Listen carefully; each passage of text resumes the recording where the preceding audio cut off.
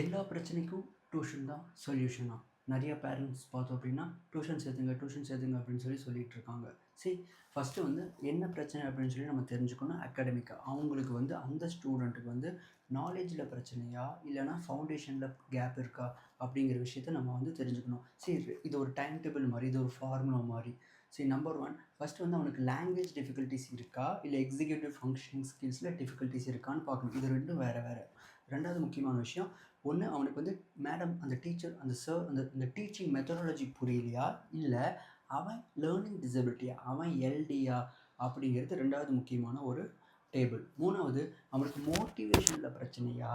இல்லை அவனுக்கு ஆன்சைட்டி ரொம்ப அதிகமாக இருக்கா? ரொம்ப பயப்படுறானா? அப்படிங்கிற விஷயத்த நம்ம தெரிஞ்சுக்கணும்.